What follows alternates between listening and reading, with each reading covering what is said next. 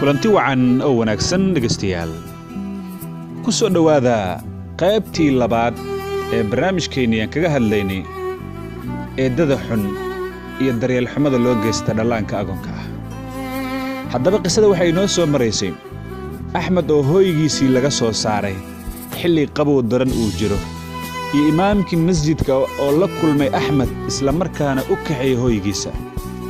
halka ay inoo soo maraysay imaamkii masjidka ayaa wiilkan yarkaa wuxuu bilaabay inuu daryeelo isla markaana waxa uu geeyay waxbarasho waxa uuna u daryeeli jiray sida dhallaankiisa oo kale ilaa axmed uu noqdo shakhsi caan ah ee waxbarashadiisii iyo magaciisa uu gaaray ilaa uu ka noqdo dhakhtarka magaalada ugu caansan ilaa uu noqdo.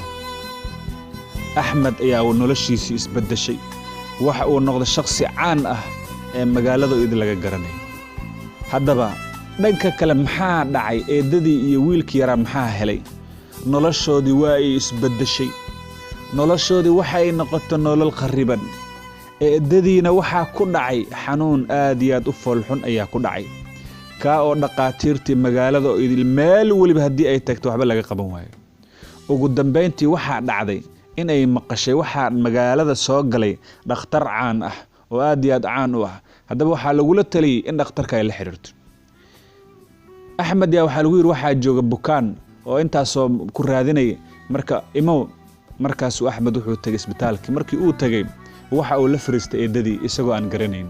markii uu wareystay ee xaaladeeda kaga sheekaysay ayay mar qura intay iscelin weyday waxay tiri wiilkaygiyo waxba ha igu daalin sababtoo ah aniga waxaan galay cuqubo.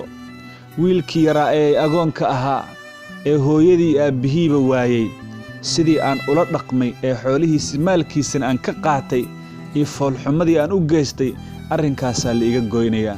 wiilkayga axmed hadduu maanta arki lahaa sidaan noqdo iyo sida ilaahay uu igu abaalmariyey wiilkayga maanta hadduu arki lahaa sidaa ayay hooyadii ku calaacashay, sida ayay eedadii ku calaacashay. hase yeeshee mar qore waxaa ilmada indhihiisa soo dhaaftay axmed oo aad u ilmeeyey. markaasuu yidhi eedo anigu waxaan ahay wiilkaagii axmed, intaasoo sano ayaan idin baadigoobay, waan idin waayey hooyo. markaasay hooyadii intay aad u ilmaysatay wiilkayga oo iska kee cafi, dhibaatadii aan kuu geystay ilaahay sidaan u ii galay, wiilkayga iska kee cafi. axmed ayaa yidhi hooyo waan ku cafiyey, shaydaan unbaa inaga dhex shaqeeyo sidaana ina yeelay, hooyo dhibaato ma laha. wuu iska saamaxay eedadii. axmed walaalkii ayaa isagana soo galay isagoo walaalkii aad iyo aad u salaamay. markaasuu yidhi walaalkay inaga raali noqo, waxaa gurigeennii hooygeennii farxadda ugu dambaysay maalintaad ka tagtay. maalintaa ayaa farxad inoogu dambaysay, wixii ka dambeeya jahwareer iyo masiibo iyo mashaakil ayaynu ku soo dhex nooleen, walaal naga raali noqo. axmed yaa iska saamaxay isla markaana wax uu bilaabay inuu daryeelo reerkiisa.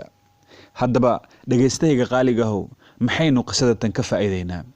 qisadatan waxaynu ka qaadanaynaa eedada xun ee muxuu ahaa aan daryeelin ubadkeedoo kalena ayna ka soo qaadin inaysan wanaagsanayn. iyo sidoo kale waxaynu halkan ka baranaynaa ruux weliba oo dulmi iyo gardarra iyo dad inuu dhibaateeyo raba in ilaahay uu ka jaazinayo. si gaar ah agoommaha ee waalidiintooda ay waayey in la daryeelaa in qiimo weyn lagu gaarayo. ruux weliba oo maalkooda iyo xoolahooda ka qaadanayana cuqubo iyo dhibaato inay u dambayn doonto.